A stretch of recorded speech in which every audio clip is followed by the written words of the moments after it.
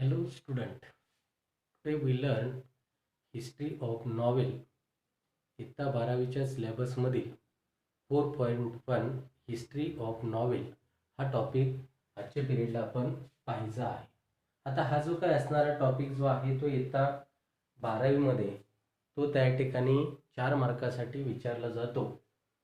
इयत्ता 11वीमध्ये आपण जनरल ऑफ ड्रामामध्ये हिस्ट्री ऑफ ड्रामा हा टॉपिक तो त्या ठिकाणी इयत्ता 11वीमध्ये पाहिलेला आहे. ह्या वर्षी आपण हिस्ट्री ऑफ नॉवेल हा टॉपिक पाहायचा आहे.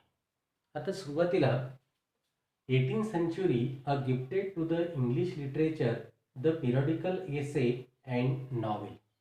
18व्या शतकानं इंग्लिश साहित्याला त्या ठिकाणी द पिरियडिकल एसे आणि नॉवेल हे दोन फॉर्म जे आहेत ते त्या ठिकाणी गिफ्ट दिलेले आहेत. आता पिरियडिकल एसे म्हणजे काय आहे तर नियतकालिकेमधील असणारा निबंध आणि नॉवेल या शब्दाचा अर्थ कादंबरी. सुरुवातीला आपण त्या ठिकाणी मीनिंग ऑफ नॉवेल अर्थ जो आहे नॉवेल ह्या शब्दाचा तो सुरुवातीला आपण पाहायचा आहे. A novel is relatively a long narrative fiction which describe intimate human experience normally in a prose form. आता नॉवेल किंवा कादंबरी जी आहे ही एक लॉंग नरेटिव्ह असणारं प्रोज फिक्शन असतं. म्हणजे जास्त लेखन जे आहे ते साहित्यामध्ये ते त्या ठिकाणी केलेलं असतं. गद्य विभागामध्ये याचा असणारा समावेश तो त्या ठिकाणी होतो. आता नॉवेल हा शब्द जो आहे तो इंग्लिश लिटरेचरमध्ये कुठून आला तर इटालियन वर्ड जो आहे नॉवेला आणि नॉवेला ह्या शब्दाचा अर्थ तो त्या ठिकाणी होतो न्यू. न्यू म्हणजे नवीन आणि इटालियन वर्डवरून हा नॉवेल हा शब्द इंग्लिश लिटरेचरमध्ये तो त्या ठिकाणी आलेला पाहायला मिळतो. आता नॉवेल लिहित असताना time, place, nature, people, their mind, gesture, activity ह्या सर्व गोष्टींचा असणारा विचार तो त्या ठिकाणी कादंबरीमध्ये केला जातो. आता एकंदरीत नॉवेल किंवा कादंबरीचा असणारा जो काही फॉर्म जो आहे हा साधारणपणे 2000 इयर 2000 वर्षापूर्वीचा इतिहास जो आहे तो कादंबरीचा तो त्या ठिकाणी पाहायला मिळतो. सुरुवातीला इटालियन रोमान्सेसमध्ये देखील कादंबरीचा असणारा उल्लेख तो त्या ठिकाणी पाहायला मिळतो. जॉफ्री चॉसरचा असणारा एक प्रसिद्ध वर्क आहे द कॅन्टरबरी टेल्स आणि ही देखील कादंबरी जी आहे ती सुरुवातीच्या कालावधीमध्ये आहे. परंतु जगामधील वर्ल्ड फर्स्ट नॉवेल कोणती आहे तर ती त्या ठिकाणी पाहायची आहे. World first novel Murasaki Shikibu's tale of Genji 1010. 1010 मध्ये मुराशेकी शाकिब्स यांनी टेल ऑफ जंगी नावाची कादंबरी ती त्या ठिकाणी लिहिलेली आहे आणि ही कादंबरी इंडियन किंवा इंग्लिश लिटरेचरमधील असणारी सुरुवातीची असणारी कादंबरी म्हणून ती त्या ठिकाणी ओळखले जाते. आता जनरली आपण पाहतो की नंतरच्या असणाऱ्या कालावधीमध्ये जसं आपण अप्पर क्लास जो आहे तो त्या ठिकाणी ड्रामा पोएट्रीकडे जास्त अट्रॅक्ट होता आणि इंडस्ट्रियल रिव्हॉल्युशन जे आहे ते त्या ठिकाणी झाल्यानंतर जो काही कामगार किंवा मिडल क्लास वर्ग जो आहे तो त्या ठिकाणी कादंबरीकडे वळला आणि सुरुवातीच्या कालावधीमध्ये ड्रामा आणि पोएट्री हे दोन फॉर्म जे आहेत ते साहित्याचे ते त्या ठिकाणी खूप प्रसिद्ध होते आणि ह्या दोन्हीचा असणारा दुवा जो आहे हा थोडक्यात कादंबरीमध्ये पाहायला मिळतो. आता इंग्लिश असणाऱ्या लिटरेचरमध्ये अनेक लेखकांची जी काही कार्य जे आहेत ती त्या ठिकाणी पाहायला मिळतात. इंडियन असणाऱ्या इमिग्रंट ऑथर जे आहे त्याच्यामध्ये सलमान रश्दी, PS नायपॉल हे असणारे जे काही प्रसिद्ध अशा प्रकारचे नॉवेलिस्ट ते त्या ठिकाणी होते आणि इंग्लिश लिटरेचरमध्ये व्हर्जिनिया वुल्फ यांनी the pioneer of the stream of a conscious technique हा असणारा नवीन फॉर्म जो आहे तो इंग्लिश असणाऱ्या लिटरेचरमध्ये आणलेला पाहायला मिळतो. त्याच्यानंतर आपण इन्फॉर्मेशन पाहायची आहे इंडियन सेनेरिओ. सेनेरिओ याचा अर्थ चित्र. जे काही भारतीय असणाऱ्या नॉवेलची कंडिशन काय होती. Rajmohan's wife by the Bankimchandra Chattopadhyay. Rajmohan's wife ही कादंबरी जी आहे ती त्या ठिकाणी बंकिमचंद्र चट्टोपाध्याय यांनी लिहिलेली आहे आणि ह्या नॉवेलचं असणारं जे काही राजमोहन स्वाई ह्या कादंबरीचं असणारं जे काही वैशिष्ट्य कोणतं आहे, first novel in English written by an Indian, आणि ही पहिली असणारी कादंबरी आहे की ही कादंबरी ती त्या ठिकाणी एका भारतीय व्यक्तीनं इंग्लिशमध्ये लिहिलेली ही पहिली असणारी कादंबरी ती त्या ठिकाणी पाहायला मिळते. आता पर्टिक्युलर वर्ड जो आहे तो नॉवेला ह्या शब्दाबद्दलची इन्फॉर्मेशन आपण या ठिकाणी पाहिजे आहे. आता इंडियन असणाऱ्या सिनेरिओमध्ये त्या ठिकाणी अनेक नावं पाहायला मिळतात. Mulkraj Anand, R K Narayan, Raja Rao, were the uh major uh true who uh prevail in the uh period after that. आणि हे असणारं तिघजण जे आहेत हे जास्त इंडियन लिटरेचरमध्ये प्रसिद्ध अशा प्रकारचे असणारे लेखक किंवा नॉवेलिस्ट जे आहेत ते त्या ठिकाणी पाहायला मिळतात. आता नॉवेला ह्या शब्दाचा अर्थ पाहत असताना novella the word originated from the Italian word novelle. आता नॉवेला हा शब्द जो आहे तो इटालियन वर्ड मधून आलेला आहे, नॉवेली, NOVELLE ह्या शब्दापासून नॉवेला हा शब्द तो त्या ठिकाणी इंग्लिश लिटरेचरमध्ये आलेला पाहायला मिळतो. आता ह्या शब्दाचा अर्थ पाहायचा आहे, is type of a prose fiction. हे एक गद्य दीर्घ असणारे फिक्शन सारखं आहे. Which is a shorter than the full length a novel. Novella जी आहे ती एका मोठ्या असणाऱ्या कादंबरीपेक्षा ती त्या ठिकाणी लहान असते. त्याचबरोबर it is the a well structured, आणि नॉवेलाची असणारी रचना जी आहे ती त्या ठिकाणी चांगल्या प्रकारची असते.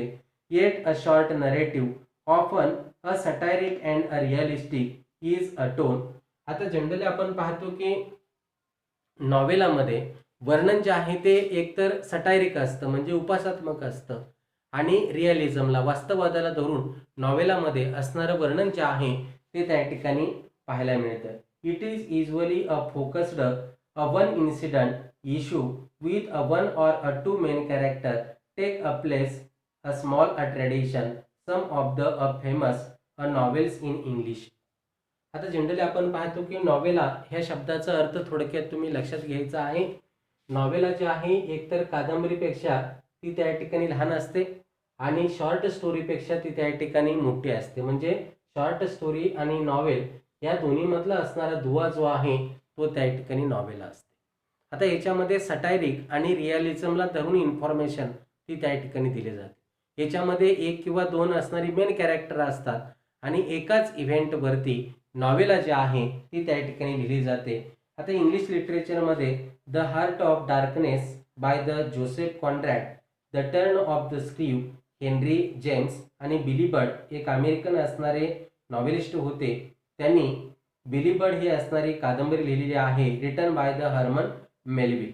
आता अशा प्रकारच्या अनेक असणाऱ्या नॉवेला ज्या आहेत ते आपल्या टेक्स्टबुकमध्ये दिलेल्या आहेत, त्याची नावं आपण लक्षात ठेवायची आहे. आता त्याच्यानंतर महत्त्वाचा असणारा पॉईंट जो आहे, elements of novel or a novella. आता एलिमेंट्स म्हणजे काय आहे, कादंबरीचे असणारे महत्त्वाचे घटक ते त्या ठिकाणी कोणकोणते असतात. तर पहिला असणारा घटक आहे थीम. थीम म्हणजे काय, विषय. जनरली आपण पाहतो की पोएट्री असेल, ड्रामा असेल, पिक्चर असेल, सिरियल असेल, प्रत्येकाला एक असणारी थीम असते, म्हणजे ते लिखाण करण्यापाठीमागचा असणारी विषय ठरलेला असतो. त्यालाच आपण इंग्लिशमध्ये या ठिकाणी म्हणतो की सेंट्रल आयडिया किंवा दुसरं फिलॉसॉफिकल असणारं स्टेटमेंट. म्हणजे थीम असल्याशिवाय कोणतंही लेखन जे आहे ते त्या ठिकाणी केलं जात नाही, किंवा थीम म्हणजेच फिलॉसॉफिकल स्टेटमेंट. आता दुसरं एलिमेंट आहे प्लॉट. आता प्लॉट ह्या शब्दाचा अर्थ अनेकांच्या मनामध्ये कन्फ्युजन असतं की नक्की प्लॉट म्हणजे काय. तर प्लॉट याचा अर्थ कथानक. कोणतीही स्टोरी, पोएट्री असेल, प्रोज असेल, नॉवेल असेल, ड्रामा असेल, याचं कथानक जे आहे किंवा एखादा मूवी असेल, पिक्चर जो आहे तो त्या ठिकाणी शूटिंग करण्याच्या अगोदर त्याचं असणारं प्लॉट, कथानक जे आहे ते त्या ठिकाणी अगोदर लिहिलं जातं. आता प्लॉट हे सर्वात महत्त्वाचं एलिमेंट आहे. Plot is essential the story. कोणत्याही असणाऱ्या कथेला प्लॉट जो आहे तो त्या ठिकाणी खूप महत्त्वाचा आहे. Plot may be a simple or the complex. एखादा असणारा प्लॉट, कथानक जे आहे एक तर साधं असू शकतं किंवा कॉम्प्लेक्स असू शकतं. आता प्लॉटमध्ये कॅरेक्टरच्या मनामधील असणारे विचार देखील ते त्या ठिकाणी दिलेले असतात, आणि दुसऱ्या कॅरेक्टरच्या मनामध्ये सध्या काय विचार असतात हे देखील ते त्या ठिकाणी कथानक लिहित असताना इन्फॉर्मेशन दिलेली असते.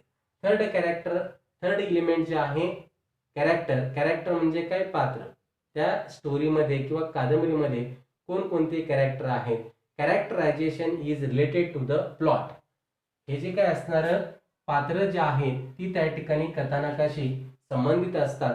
आता प्लॉटमध्ये काही असणारे कॅरेक्टर जे आहे ते मेन कॅरेक्टर असतात आणि त्या मेन कॅरेक्टरला आपण प्रोटॅगॉनिस्ट असं म्हणतो किंवा मेन कॅरेक्टर असं म्हणतात किंवा नायक असं म्हणतात. आणि जे काय असणारी इतर मायनर कॅरेक्टर असतात आणि निगेटिव्ह रोल करणारी जी काही व्यक्ती असते त्यालाच आपण अँटॅगॉनिस्ट किंवा खलनायक देखील असं म्हणतो. म्हणजे थर्ड इलिमेंट जे आहे ते कॅरेक्टर. फोर्थ इलिमेंट आहे ती सेटिंग. ती एखादी स्टोरी जी आहे, कादंबरी असेल, ड्रामा असेल, ती कुठं सेट झालेली आहे, बॅकग्राऊंड काय आहे, background in the story take place. त्या स्टोरीचा असणारा देखावा कुठं सेट झालेली आहे याचं वर्णन ते त्या ठिकाणी केलेलं असतं. फिफ्थ इलिमेंट आहे कॉन्फ्लिक्ट म्हणजे संघर्ष. The struggle between the opposite forces. कोणतीही असणारी कादंबरी असेल त्याच्यामध्ये कॉन्फ्लिक्ट असणं गरजेचं आहे. संघर्ष असला तरच ती कादंबरी किंवा पिक्चर जो आहे तो चांगल्या प्रकारचा गाजतो आणि कॉन्फ्लिक्ट हे देखील त्या स्टोरीमधील महत्त्वाचं इलिमेंट आहे. सिक्स्थ इलिमेंट आहे लँग्वेज स्टाईल, भाषा किंवा शैली.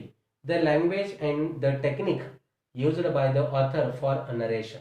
एखादी स्टोरी जी आहे ती कथन करण्यासाठी त्यांनी कोणत्या प्रकारची असणारी लँग्वेज वापरलेली आहे, भाषा शैली कशा प्रकारची वापरलेली आहे, हे देखील एक इलिमेंट ऑफ नॉवेलमधील एक महत्त्वाचा असणारा घटक तो त्या ठिकाणी पाहायला मिळतो. एकंदरीत हे असणारे जे काही 6 इलिमेंट जे आहेत, theme, plot, character, setting, conflict आणि लँग्वेज स्टाईल, ही महत्त्वाची असणारी इलिमेंट ती त्या ठिकाणी पाहायला मिळतात. Okay, thank you.